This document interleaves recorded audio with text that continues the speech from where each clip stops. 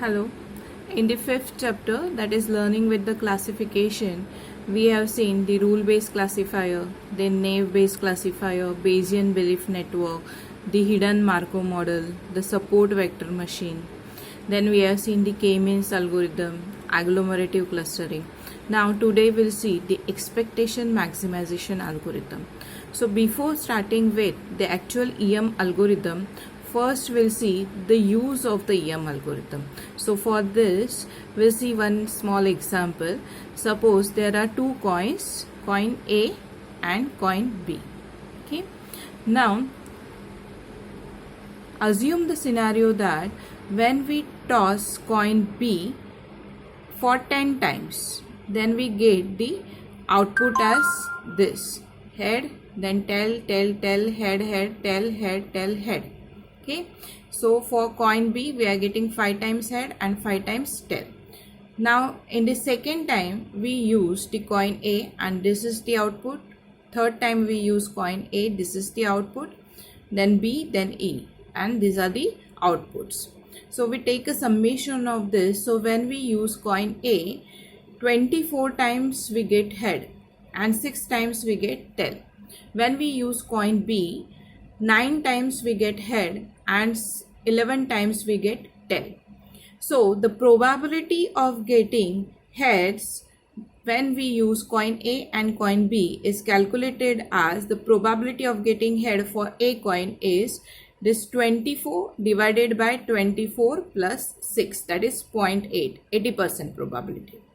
Now the probability of getting head when we use coin B is equal to this 9 divided by 9 plus 11, that is 0.45, so 4% probability. Okay. So in this way the probability is calculated. But assume the scenario when we don't know which coin is used. So we know only the observation, but this state is hidden from the user. So in this scenario, how to calculate this probability? The answer is the expectation maximization algorithm. So the expectation maximization algorithm is what? The first step, we consider a set of the starting parameters. Then in the estimate step, we assume the parameters. Then in the third step, we calculate the actual parameters. Then this second and third step is repeated unless and until we get a convergence. Convergence means what? There is no change in the probability. So we use the same example of coin toss. X represents your observed values, means head or tail sequences. Y is the hidden from the user, that is coin ID sequence, means whether we are using the A coin or B coin. We don't know which coin is tossed. And this theta A represents and theta B represents the probabilities of heads. Now in this, initially we assume the theta A and theta B. Now we'll see one example for this. Okay, so now we are using the same example that we have seen, that is the coin is tossed 10 times, but we don't know here which coin is used, whether it is a coin or B coin. So for the 0th round we are getting this sequence, then first round, second round, third round and fourth round, like this.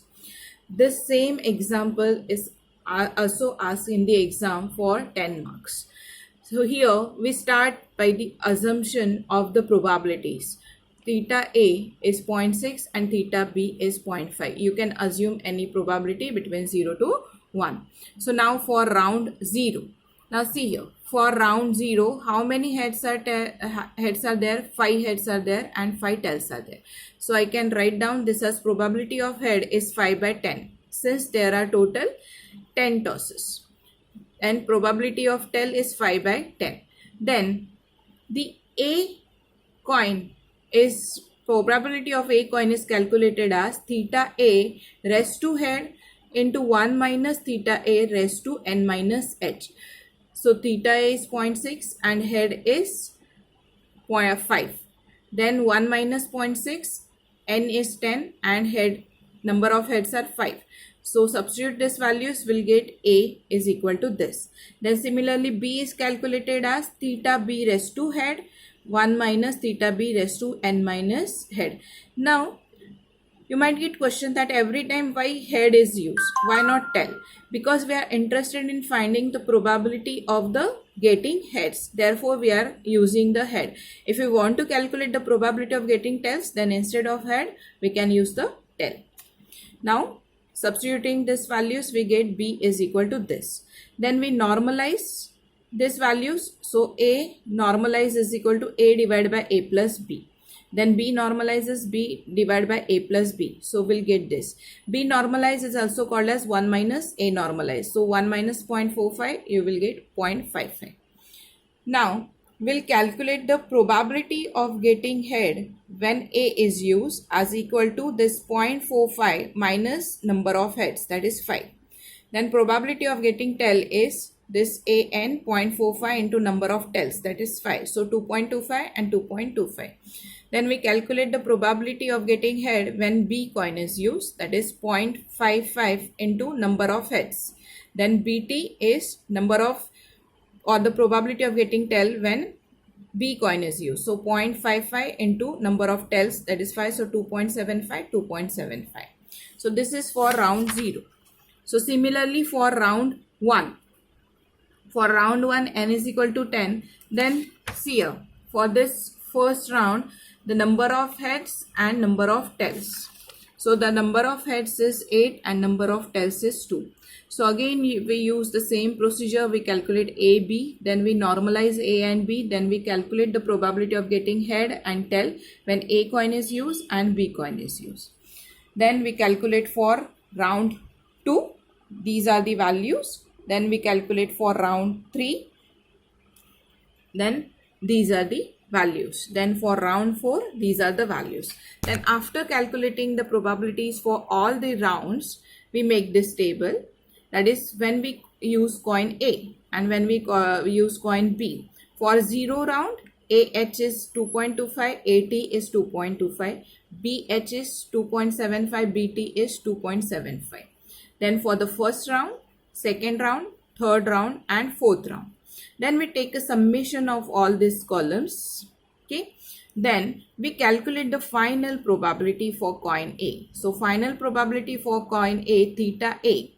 As we are interested in finding the probability of head, the formula is summation of head upon summation of head plus summation of tail. If you want to find out the probability for tail, then this formula will become summation of tail upon summation of head plus summation of tail. So just substitute this values, 21.24 divided by 21.24 plus 8.56. You will get 0.71. Then the probability of getting head when coin B is uses this formula. So this 11.76 divided by 11.76 plus 8.44, you will get 0.58. So this new probabilities are 0.71 and theta B is 0.58. So in this way, the probabilities are calculated using the expectation maximization algorithm. Then this represents one iteration. Then start using this theta A and theta B value. Then go for the second iteration, third iteration like this. And you have to repeat this process unless and until there is no change in the theta A and theta B values. If in exam this type of question is asked, only show one iteration, find out how the theta A and theta B value is calculated. So in this way, the EM algorithm problem is solved. The EM algorithm is also used in the k-means. In the k-means, what we are doing, we are assuming the value of the centroids. Then we calculate the Euclidean distance of each and every data point from the centroid. Then we update the centroids. So when we assume the centroids, it is called as the expectation step. And when we update the centroids, it is called as the maximization step. And this E step and M step is repeated unless and until there is no change in the cluster data. So the EM algorithm is used in this type of applications. Hope this video is useful to understand the concept of the EM algorithm. The next video I'll send regarding the radial basis function network. Thank you.